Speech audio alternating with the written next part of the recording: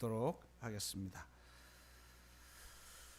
오늘 우리에게 주시는 주님의 말씀은 마가복음 1장 12절 13절 두 절을 읽겠습니다.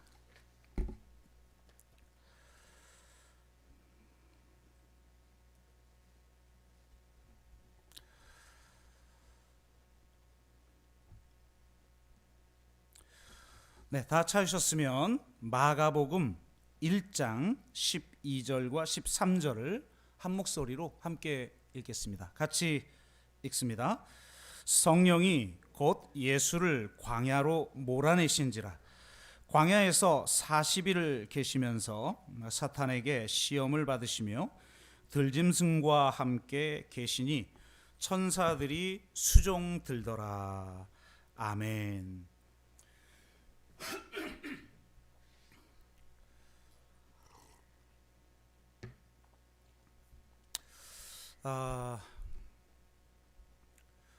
몇 주 전에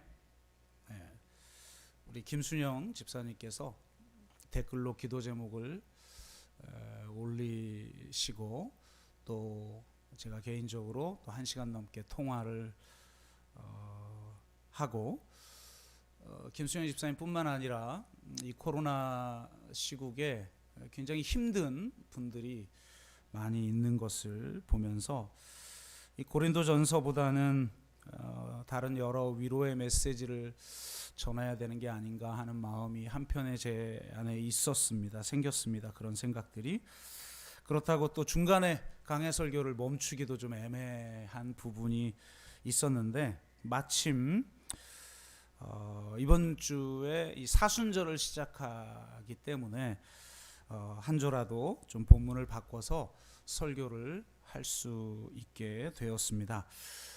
잘 아시는 것처럼 사순절은 제의 수요일에 시작해서 부활절 전까지 40일간 기도하는 그런 절기인데요. 예수 그리스도께서 광야에서 40일간 금식한 것을 본떠서 그리스도의 순환을 기념하는 이 교회력 절기라고 할 수가 있죠. 어쩌면 참 많은 분들이 지금 인생의 광야길을 걷고 계실 텐데 사순절 기간 동안 광야의 의미를 깊이 묵상하며 주님의 위로와 소망을 경험하게 되는 은혜가 있기를 주의 이름으로 축복합니다. 사순절을 맞이하여서 우리 모두 다 이 광야의 의미를 되새기며 이 광야 한가운데에서 하나님이 우리에게 원하시는 것이 무엇인지를 돌아봄으로 또 인생을 또 조율하는 시간이 되기를 주의 이름으로 축복합니다. 광야란 이제 성경에서 어떤 의미일까요? 사전적인 의미는 이렇습니다. 히브리어에서 광야는 저주라는 단어와 깊은 관련이 있습니다. 구약에서 나오는 저주라는 말은 본래 누군가에게 생명수를 주지 않다라는 의미에서 유래되었다고 합니다. 저주의 문자적 의미는 말라버린 시내라고 합니다. 말라버린 시내와 저주가 무슨 관련이 있을까라는 생각이 드는데요. 그것은 광야의 희망과 관련이 있다고 합니다. 사막 한가운데를 횡단하는 사람에게 희망은 오아시스죠. 힘든 여정 끝에 오아시스가 기다리고 있다는 희망이 광야를 횡단하게 만드는 힘이라고 할 수 있습니다. 그런데 뜨거운 태양 아래에서 바위를 넘고 가시를 헤치며 오아시스에 당도했는데 샘이 말라버렸다는 현실에 직면했다고 한번 상상해 보십시오. 이거야말로 저주죠. 생명수를 주어야 할 샘이 다 말라서 먼지만 날리고 있는 상황, 이것이 바로 저주입니다. 이처럼 광야는 희망과 생명을 주어야 할 샘이 말라버린 저주와 관련이 있습니다. 아마 광야의 길을 걷고 있다고 생각하는 분들의 마음이 이렇지 않을까 생각이 듭니다. 광야에 있는 사람들의 첫 번째 특징은 생명수가 말라버린 샘 앞에 서 있는 사람의 특징과 유사하지요. 희망과 생명을 거세당한 무기력한 사람, 바로 그런 사람이 광야에 있는 사람입니다. 문제 해결을 위해 아무리 힘써 보았지만 변화는 없고 이제는 더 이상 힘쓸 기력조차 잃어버린 상황, 공황 상태에 빠져 운명의 자신을 내던진 채 삶을 포기해버릴 수밖에 없는 상황에 처한 사람들이 이렇습니다. 때로는 질병이, 때로는 경제적 어려움이, 때로는 관계의 깨어짐이, 때로는 여러 고난들이 나에게 고통을 주는 상황 한가운데 처할 때 우리는 이런 감정을 느끼게 되죠. 하지만 광야는 단지 물리적인 의미만을 보여주지 않습니다. 그러니까 성경에서 말하는 광야는 분명히 이런 저주와 연관성이 있지만 전혀 다른 또 하나의 의미를 우리에게 주고 있다는 겁니다. 광야란 바로 하나님을 만나는 곳을 상징합니다. 광야에서 하나님을 만나고 회복되는 그런 역사가 일어난다고 본 것이죠. 오늘 본문만 해도 그래요. 12절을 보면 이렇게 이야기해요. 성령이 곧 예수를 광야로 몰아내신지라, 이렇게 말씀하고 있습니다. 이게 굉장히 이상한데 왜 이상하냐면 우리가 읽지 않은 앞부분, 본문의 앞부분 때문에 그래요. 왜냐하면 이 본문의 앞부분에 의하면 이미 예수님은 광야로 들어가셨어요. 그러니까 예수님이 지금 있는 현장은 이미 광야예요. 이미 광야인데 성령에 이끌려 광야로 내몰리심을 당했다. 아니, 광야에 있는데 광야로 내몰린다는 건 뭘까? 이런 의문이 들지요. 그렇다면 마가는 자기가 썼으니까 최종 편집을 했을 테니까요. 왜 광야에 있는데 또 광야로 간다고 했을까? 신학자들에 의하면 아마도 이 두 번째 광야는 바로 하나님을 만나는 그런 곳을 의미하는 것이 아닐까라고 해석을 합니다. 물리적 의미에서의 광야, 우리에게 절망을 줄 수밖에 없는 그런 상황적 광야, 그 저주의 광야, 그곳에서 은혜의 광야로 성령께서 내모셨다는 거죠. 이런 의미의 광야 체험을 우리에게 명확하게 보여주는 사람이 다윗입니다. 다윗은 아무 잘못도 없이 너무나도 억울하게 오직 사울의 질투 때문에 왕궁을 탈출하여 광야에 내던져지는 삶을 살게 됩니다. 정말 얼마나 억울하겠습니까? 자기가 한 건 오직 충성밖에 없는데 광야 한가운데 내몰린 거예요. 그래서 그는 아굴람굴에 있을 때 지은 시편 142편에서 자신의 처지를 이렇게 노래합니다. 내가 가는 길에 그들이 나를 잡으려고 올무를 숨겼나이다. 나를 아는 이도 없고 나의 피난처도 없고 내 영혼을 돌보는 이도 없나이다. 나는 심히 비천합니다. 내 영이 내 속에서 상하고 내 영이 옥에 갇힌 것 같습니다. 내가 할 수 있는 것은 오직 당신에게 부르짖는 것뿐입니다. 내가 내 원통함을 하나님께 토해내며 내 우환을 하나님께 진술하오니 나를 건져 주옵소서. 광야 한가운데에서 그는 부르짖을 수밖에 없었다는 거예요. 여러분, 그리스도인이나 비그리스도인이나 모두가 다 인생의 광야를 경험하게 되어 있습니다. 그런데 한 가지 다른 게 있어요. 그리스도인은 부를 수 있는 이름이 있다는 거예요. 그래서 그분께 부르짖는다는 겁니다. 다윗은 자신의 원통함과 우환을 토해내며 부르짖었어요. 그렇게 부르짖을 때에 하나님은 그를 찾아오셨고 그와 함께 하셨으며 그를 수렁에서 건져 주셨습니다. 그렇기에 다윗에게 광야는 이제 하나님을 만나는 장소가 되었어요. 그래서 다윗은 광야의 시로 알려진 시편 63편에서 이렇게 노래합니다. 하나님이여 주는 나의 하나님이시라. 내가 간절히 주를 찾되 물이 없어 마르고 황폐한 땅에서 내 영혼이 주를 갈망하며 내 육체가 주를 앙몽하나이다. 내가 주의 권능과 영광을 보기 위하여 이와 같이 성소에서 주를 바라보았나이다. 이렇게 노래합니다.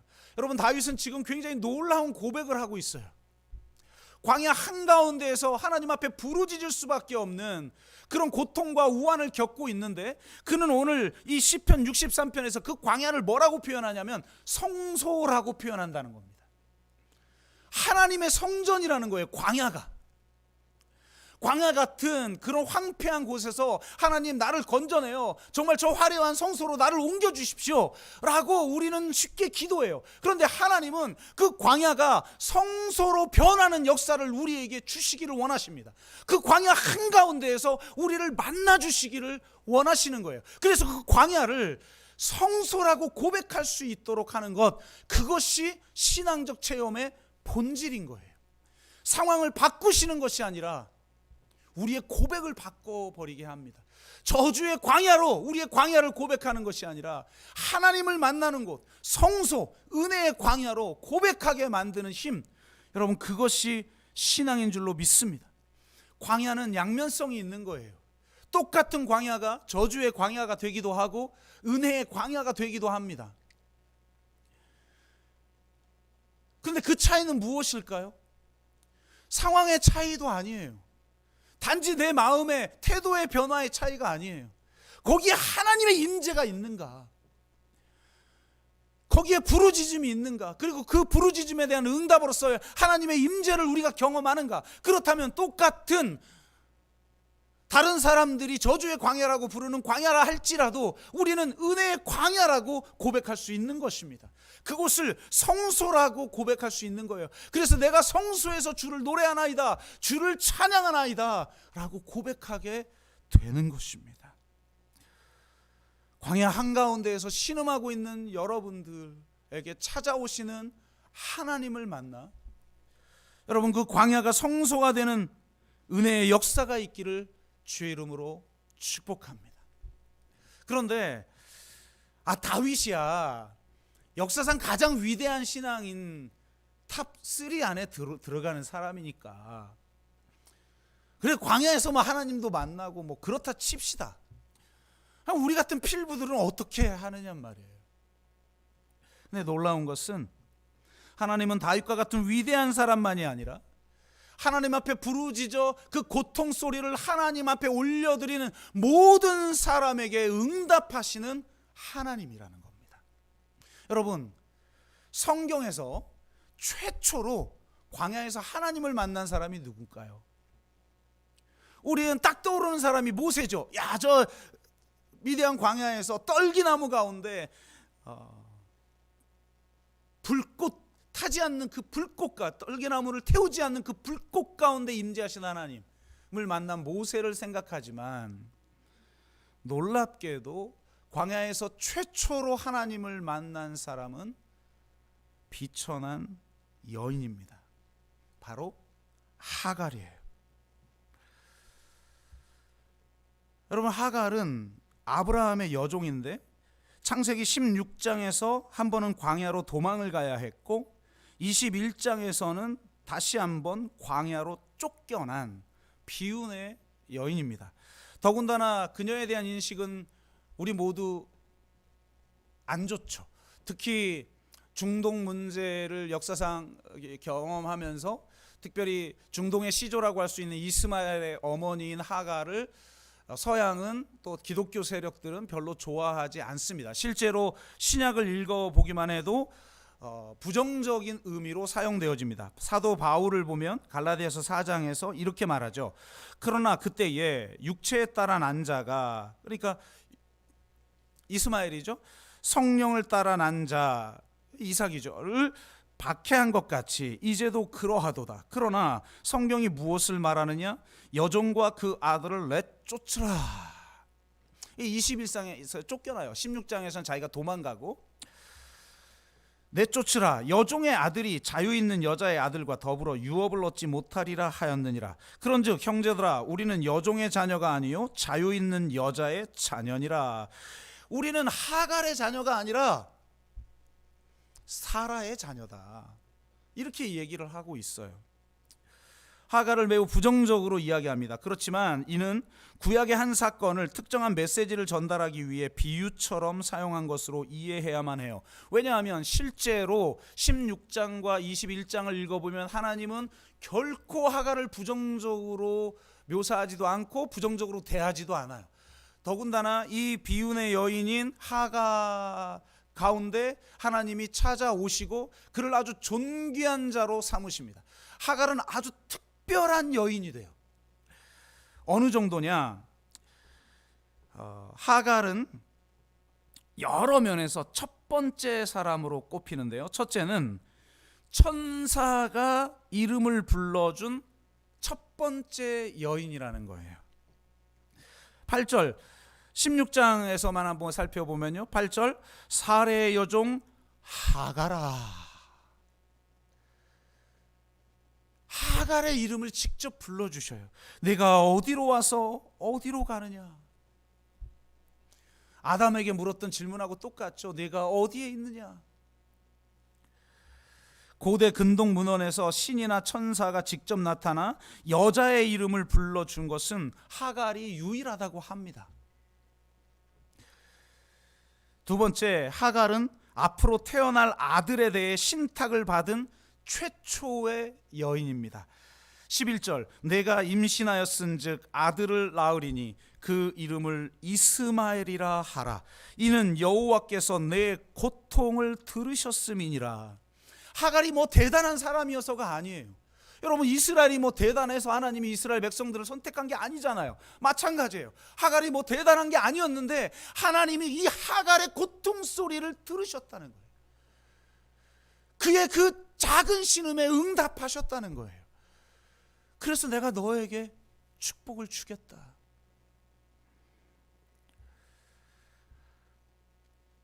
세 번째는 하나님의 축복을 직접 약속받은 최초의 여인입니다. 10절 내가 내 씨를 크게 번성하여 그 수가 많아 셀 수 없게 하리라. 여러분, 이 약속은 아담에게 했던 약속이고 노아에게 했던 약속이고 아브라함에게 했던 약속이에요. 그런데 동일한 약속을 바로 이 비천한 종 하갈에게, 광야에 쫓겨나 신음하고 있는 이 하갈에게 하고 있다는 겁니다. 비천한 우리들에게도 이런 약속을 주시는 분이라는 거예요. 네 번째로 자신이 만난 하나님의 이름을 후세에 전달한 유일한 여인이라는 겁니다. 13, 14절 하갈이 자기에게 이르신 여호와의 이름을 이제 처음으로 여호와의 이름을 사람이 짓는 장면이 나와요. 나를 살피시는 하나님이라 하였으니 이는 내가 어떻게 여기서 나를 살피시는 하나님을 배웠는고 함이라. 이러므로 그 샘을 부엘라 헤로이라 불렀으며 그것은 가데스와 베렛 사이에 있더라. 하나님의 이름을 후세에 남긴 여인이에요. 한 번은 도망가고 한 번은 광야로 쫓겨나 자식과 함께 굶어 죽을 수밖에 없는 그 여인에게 나타난 하나님은 어떤 하나님이냐? 나를 살피시는 하나님이라는 겁니다.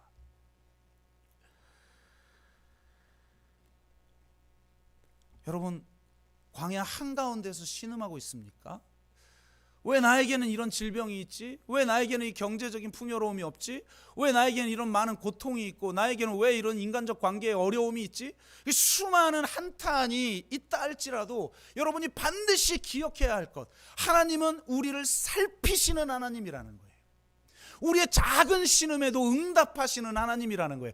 그 고통 소리를 듣고 너에게 자녀가 있게 할 것이며 너의 자녀가 번성하는 축복을 주실 것이라고 아담에게, 노아에게, 아브라함에게 했던 약속을 주시는 분, 그분이 바로 우리의 하나님이신 줄로 믿습니다. 바로 그 하나님을 어디에서 만나는가? 바로 광야에서 만난다는 겁니다. 집 안에서는 만날 수 없었던 하나님을 쫓겨난 그 광야 한가운데에서, 도망간 그 광야 한가운데에서, 우리의 그 인생 한가운데에서 하나님은 우리를 찾아오신다는 것입니다. 여러분, 정말 나를 살피시는 하나님을 경험하시기를 주의 이름으로 축복합니다.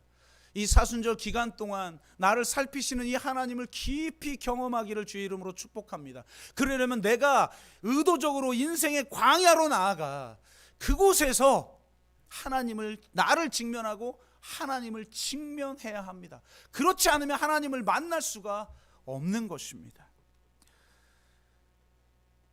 인생의 광야에 내몰린 여러분 가운데 나를 살피시는 하나님의 은혜가 충만히 임하기를 주의 이름으로 축복합니다.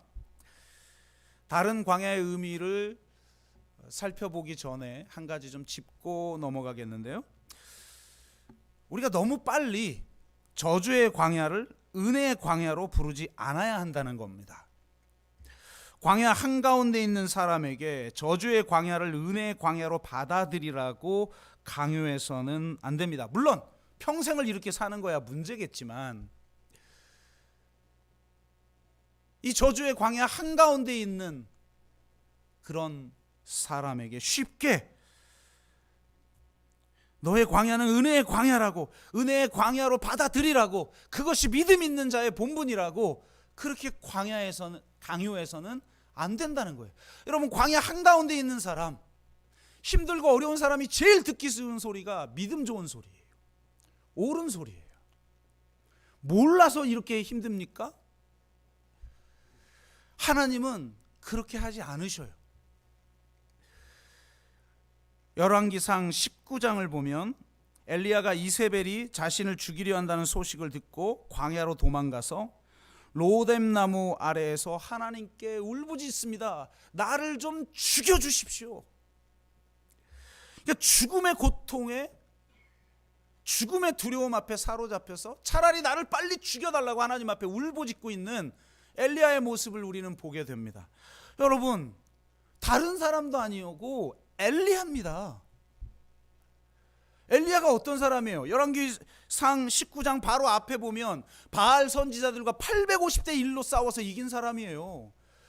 여러분, 역사상 가장 위대한 신앙인 중에 하나죠. 이런 싸움을 싸운 사람이 있습니까? 다윗은 그냥 골리앗 한 명과 싸웠죠.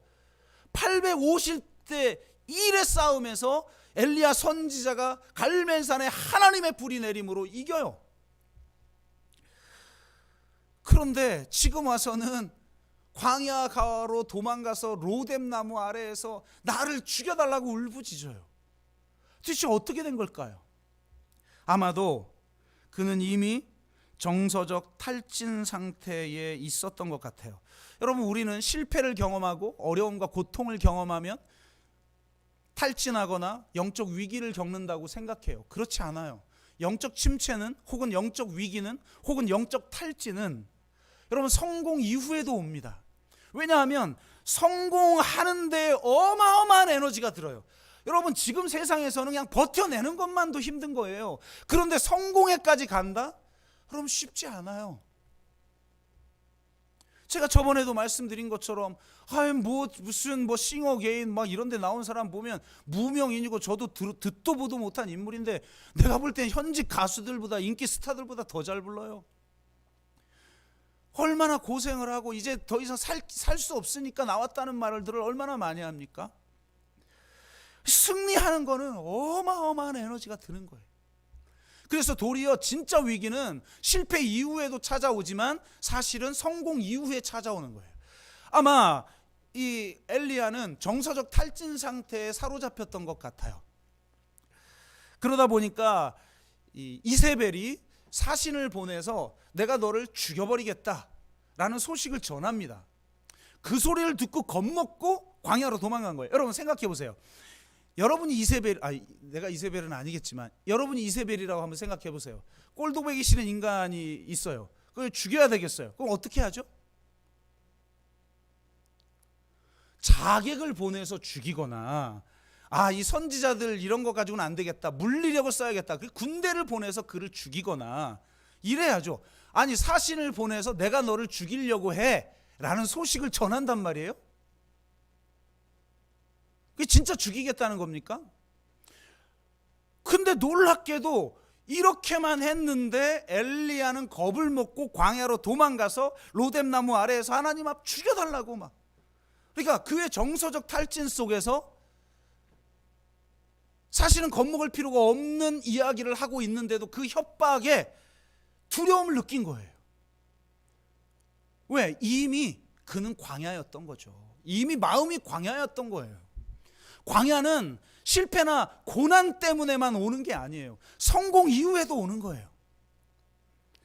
그래서 이미 광야였던 자였기 때문에 이 협박 하나 듣고, 아니 대선지자 엘리야가 겁먹고 광야로 도망가서 거기서 날 좀 죽여달라고 합니다. 그럼 하나님이 뭐라고 그러겠어요? 야, 850대 싸움에서 너 이길 수 있도록 내가 불도 내리고 너에게 성령의 능력도 주고 그랬는데 기껏해야 너 와가지고 나 죽여달라고 이렇게 하는 못난 모습을 보이느냐? 너 한심하지 않아? 라고 말하지 않았다는 거예요. 혹은 야, 네가 지금 겪고 있는 것은 이제 저주의 광야가 은혜의 광야가 되려고 하는 것이야, 힘내, 이겨내야지 라고 하지 않았다는 거예요. 하나님이 어떻게 하셨습니까? 이 본문 말씀을 읽을 때마다 은혜 받는데요. 19장 5절, 로뎀나무 아래에서 누워 자더니 천사가 그를 어루만지며, 한마디로 특급 마사지 서비스를 해줬다는 거죠. 왜 그래요? 여러분, 정서적 탈진이 오는 사람, 과도한 무게, 삶의 무게를 짊어지고 과도한 책임을 지거나, 혹은 내가 감당할 힘이 없는데도 억지로 져야만 하는 상황에 빠져 있거나, 혹은 직접적으로 나를 타격하는 많은 일들을 겪을 때 정서적 탈진을 겪게 되는데, 그 정서적 탈진은 반드시 육체적 이상으로 오게 된다는 거예요. 그러니까 가장 직접적인 걸 하나님이 지금 어루만져 주고 계시는 거예요. 천사를 보내 특급 마사지를 해주시고 나서 깨운 다음에 일어나 먹으라, 푸짐하게 먹게 해요. 이걸 계속해서 반복을 하고 엘리야가 회복되고 나서야 호렙산에서 그를 만나 주셔요. 무슨 어마어마한 천지가 진동하는 가운데가 아니라 그것들이 다 지나가고 나서 세미한 음성으로 하나님이 말씀해 주신다는 거예요. 이것이 하나님의 방법이에요. 주변에 탈진이나 우울증이나 공황장애로 힘들어하는 사람들에게 너무 쉽게 영적 교훈을 전하려고 하지 마십시오. 하나님처럼 하세요. 그의 육체적 정서적 필요를 먼저 채워 주어야 합니다. 그 후에야 큰 소리가 아니라 세미한 음성으로 그를 위로할 수 있고 그를 회복시킬 수가 있는 것입니다. 저와 여러분이 서로에게 그런 위로의 사람이 되어주기를 주의 이름으로 축복합니다. 이제는 더 중요한 광야의 의미에 대해서 나누어 봅니다. 성령이 예수님을 왜 광야로 몰아내셨을까? 13절, 광야에서 40일을 계시면서 사탄에게 시험을 받으시며. 그러니까 성령께서 예수님을 광야로 내모으는 이유가 사탄에게 시험 받게 하려고 그랬다는 겁니다. 여기서 말하는 시험은 유혹이자 테스트이며 훈련이라고 할 수가 있죠. 예수님이 40일 동안에 광야에 계시면서 사단에게 시험을 받은 이유는 그가 새 이스라엘이요, 이스라엘의 왕으로 오셨기 때문입니다. 광야 40일은 이스라엘의 광야 생활 40년을 상징합니다. 이스라엘에게 광야 생활은 테스트이자 연단의 시간이었죠. 출애굽을 경험했지만 여전히 노예 의식에 사로잡혀 있는 이스라엘은 광야 생활을 통해 가나안 땅에 들어갈 만한 하나님 나라 백성으로 연단되어져야 했어요. 여러분, 그냥 출애굽만 경험한다고, 우리가 뭐 구원을만 경험한다고 자동적으로 가나안 땅에 들어갈 만한 자가 되는 게 아니죠. 언제든지 다시 애굽으로 돌아가려고 하는 그 노예 의식에 사로잡혀 우리는 끊임없이 불평하고 원망하는 그런 모습으로 살아가지 않습니까? 그래서 하나님은 40년이라는 광야의 시간을 이스라엘에게 허락한 거예요. 그래서 정말 그 속에서 연단되어지고 시험을 통과하여 연단되어져서 정말 가나안 땅에 진정한 하나님의 나라를 세우기를 원하셨던 거죠. 하지만 이스라엘은 실패했습니다. 예수님이 성령에 이끌려 광야로 내몰리신 이유는 이스라엘이 실패한 바로 그 일에서 승리하시기 위해서입니다. 이스라엘은 실패했지만 예수님은 성공하셨습니다. 마가복음에는 없지만 마태복음과 누가복음에는 세 가지 시험이 나오는데, 이 세 가지 시험에서 예수님이 전부 말씀으로 사단을 이기는데, 이 인용한 말씀이 전부 다 신명기서예요. 신명기서는 광야 한가운데서 하나님이 주신 말씀이죠. 첫 번째 시험에는 신명기 8장 3절, 두 번째 시험에는 6장 16절, 세 번째 시험에는 6장 13절로 예수님이 대응하셔요. 그리고 이 신명기의 각 말씀과 연관된 사건은 모두 출애굽기에 나온 사건입니다.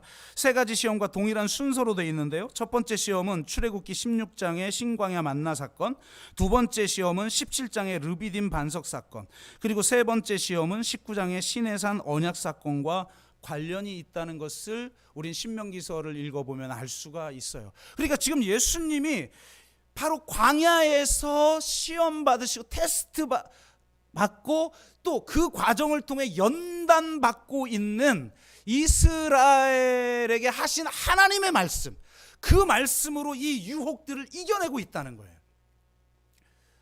바로 이스라엘이 실패한 바로 그 영역에서 예수님이 참 이스라엘이신 예수 그리스도께서, 이스라엘의 왕이신 그리스도께서 승리하셨다는 거예요.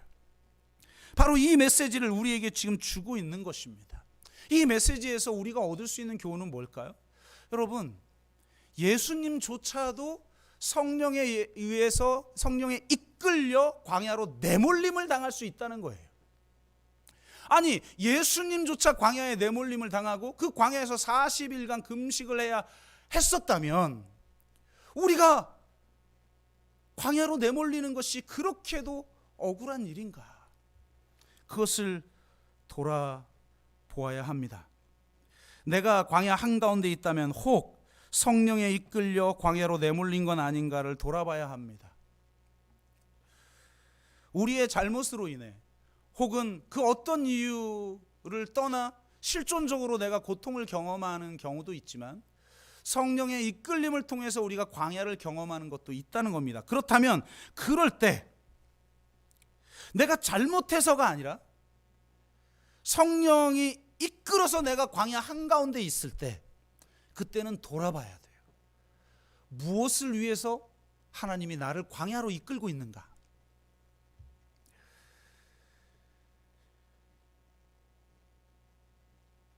어떤 영역에서 나는 테스트를 당하고 있고 연단을 받고 있는가?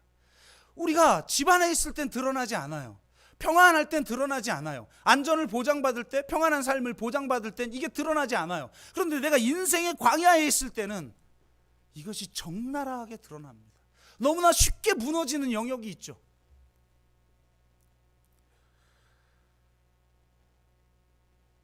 하나님은 바로 그것을 연단하길 원하셔요. 이 연단의 과정에는 지름길이 없어요. 이스라엘은 8일이면 가는 거리를 40년 걸려 가야 했습니다. 눈에 보이죠? 8일이면 가겠구나. 내 계산이 다 나옵니다. 내 나름대로 인생의 아젠다를 정하고 인생의 계획표를 정하고 또 이를 성취하기 위해 계획을 다 세우지만 물론 그거 이루어질 때도 있으나 여러분, 내가 볼 땐 8일인데 하나님이 보실 땐 40년을 가야 하는 길이 있을 수 있다는 거예요. 내 인생에. 그런 과제가 올 때 빨리 캐치하여서 그 과제를 해결해내야 되는데 우리는 외면해요. 그리고 조금만 유혹이 있으면 하나님 앞에 불평하고 또 원망하는데 에너지를 다 써버려요. 그러니 40년까지 가게 되는 거죠.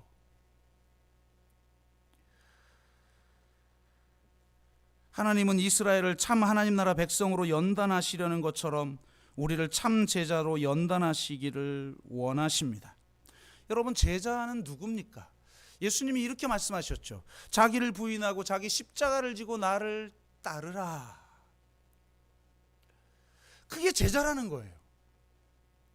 자기를 부인하고 자기 십자가를 지고 주님이 가신 그 길을 가는 자, 이게 제자죠. 자기를 부인한다는 게 도대체 뭘까요? 디모데후서 2장 13절은 이렇게 기록하고 있어요.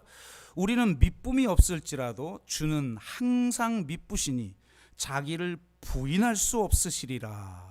이렇게 말합니다. 그러니까 이 자기 부인이라는 게 무슨 말이냐면 그러니까 하나님이 부인할 수 없다라는 거, 여기서 말하는 부인이라는 게 뭐겠어요? 자신의 본성과 맞지 않는 행동을 하나님은 하지 않는다는 거예요. 그러면 자기를 부인하고 자기 십자가를 지고 주님을 따른다는 게 뭡니까? 바로 나의 본성, 나의 삶을 이끌고 있는 그 본성, 그 욕망의 본성, 그 본성을 따르지 않는, 그 본성을 벗어난 삶, 그 삶을 살아가는 것이 바로 제자라는 거예요. 하나님 없이 자신이 인생의 주인공이 되려는 것, 자신의 힘으로 무엇을 먹을까, 무엇을 마실까, 무엇을 입을까를 해결하려는 것, 세 가지 유혹이 있을 때마다 그 유혹에 넘어가 자기 욕망을 채우고자 하는 것, 빨리 광야를 벗어나 편안한 길을 가려는 것 등등으로부터 벗어나는 것을 의미합니다.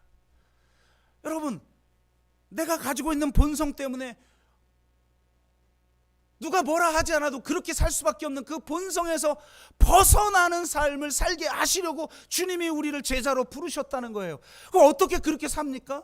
여러분, 유혹이라는 게 뭐예요? 내 힘으로 안 되는 게 유혹이죠. 내 힘으로 되면 그건 유혹도 아니죠. 그 유혹을 어떻게 이깁니까? 그 유혹이 먼저 드러나야 돼요. 광야가 아니면 드러나지 않아요. 그리고 그 유혹은 그 광야 한가운데 찾아오셔서 나를 살피시는 그 하나님, 그 하나님의 은혜. 십자가에서까지 예수님은 3번 시험을 당합니다. 누가복음에 보면 마지막 십자가에 달린 현장에서도 3번 시험을 당해요. 3번의 질문을 당해요. 그걸 이겨내셔요. 우리를 자기를 부인하는 사람이 되게 하시려고 십자가에서까지 시험을 이겨내신 그 주님의 은혜, 그 십자가의 그 사랑을 우리가 광야 한가운데에서 경험할 때만 우리는 참 제자가 되어지는 거예요. 그렇게 제자로 성장해 갈 때 그 광야를 통과할 수가 있는 것입니다. 성령에 이끌려 혹 광야에 계신다면 여러분을 연단하시려는 하나님의 뜻을 발견하시고 그 문제들에 직면하여 정말 하나님의 말씀으로, 하나님의 은혜로, 성령의 능력으로 이겨내시는 그런 저와 여러분이 되시고 그런 사순절 기간이 되시기를 주의 이름으로 축복합니다. 결론을 대신하여 마지막 한 가지만 말씀을 드리면, 광야는 하나님 나라의 시련을 맛보는 곳입니다. 13절, 광야에서 40일을 계시면서 사탄에게 시험을 받으시며 들짐승과 함께 계시니 천사들이 수종 들더라. 기가 막힌 말이에요. 오직 마가복음에만 있는 말씀이에요. 세 그룹이 등장하죠. 사탄, 그리고 사탄의 세력들이겠죠. 그리고 들짐승들, 그리고 천사들이 나옵니다. 이 구절에는 숨겨진 배경이 있어요. 바로 또 다른 시험 이야기인 에덴 동산 이야기예요. 에덴 동산 이야기에서 뱀은 사단을 상징하죠. 또 성경 이후의 전승들을 보면 에덴 동산에서 아담과 하와는 천사들을 통해 먹을 것을 해결했다고 해요. 그러니까 노동을 할 필요가 없었어요. 천사들이 수종 들었으니까요. 그리고 에덴 동산에는 아담이 직접 이름 붙인 짐승들이 서로 해하거나 상하게 하지 않고 평화롭게 공존하며 살았어요. 그런데 아담과 하와는 사단의 시험에 넘어집니다. 그로 인해 에덴 동산은 신락원이 되죠. 아담과 하와는 낙원에서 쫓겨나 광야와 같은 세상 한가운데서 살아야 했습니다. 그런데 이제는 동산이 아니라 광야에서 시험이 이루어집니다. 새 아담이신 예수 그리스도는 바로 이 광야의 시험을 이겨내십니다. 그로 인해 에덴 동산을 회복시키십니다. 광야를 에덴 동산으로 만들어 버리십니다. 들짐승과 함께 계시니 천사들이 수종들더라. 들짐승들이 함께 있지만 서로 해하거나 상함이 없어요.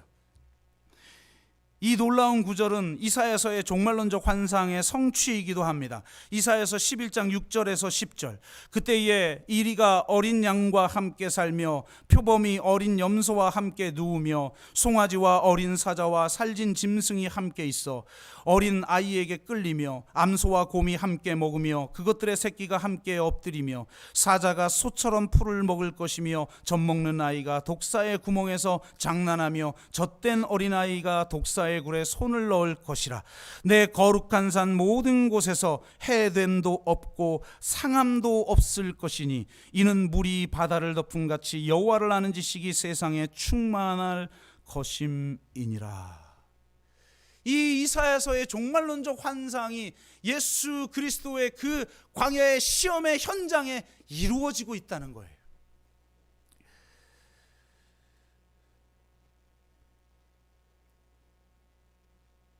구원은 단지 인간 개인 영혼의 구원만을 말하지 않습니다.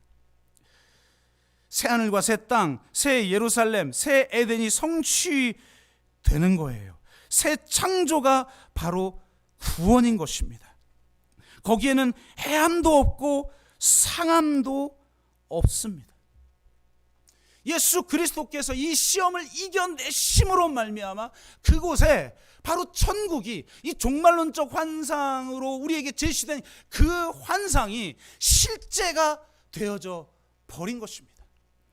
그래서 인간만이 아니라 들짐승들마저도 서로 해하거나 상함이 없는 그런 천국의 현장이 이루어지는 것입니다. 이런 구원의 성격 때문에 저희가 사순절 기간 동안 탄소금식 40일 캠페인을 하는 것이죠. 여러분, 사순절 기간 동안 우리가 광야 한가운데에서 탄소금식을 한다? 그 자체가 하나님의 나라, 그 종말론적 하나님의 나라를 지금 여기 성취해내는 가장 거룩한 행동인 거예요. 기도하고 우리가 예배 드리는 것만 거룩한 게 아니에요. 내 삶의 일상 속에서 하나님 나라의 가치, 예수 그리스도께서 이 유혹을 이겨내심을 통해서 또 순환을 견뎌내심을 통해서 십자가에서 죽으시고 부활하심을 통해서 이 땅에 성취하신 그 지금 여기에 임한 하나님의 나라, 그 나라를 우리가 살아내는 것입니다. 광야로부터 벗어나 천국으로 가는 게 아니라 광야가 천국이 되는 것입니다. 하나님이 광야 한가운데에서 우리를 만나주시는 이유는 정말 해함도 없고 상함도 없는 저 이사야서의 그 종말론적 환상을 나의 가정 가운데, 나의 일터 가운데, 이 땅 가운데, 이 사회 가운데, 이 세상 가운데 이루시기 위한 것이에요. 여러분이 발 딛고 있는 바로 그곳에, 그곳이 거룩한 땅이고 바로 그곳에 이러한 천국이 이루어질 때 이 세상이 변화되는 것이고 이 세상이 우리가 선포하는 복음에 귀를 기울이는 것입니다. 광야 한가운데 계십니까? 절망하지 마시고 이것이 바로 천국이 성취될 기회임을 깨닫고 이 사순절 기간 동안에 정말 나를 살피시는 그 하나님을 만나 그분이 주시는 그 은혜와 위로와 희망과 능력으로 능히 참 제자로 연단되어져 가는 저와 여러분 되시기를 주의 이름으로 축복합니다.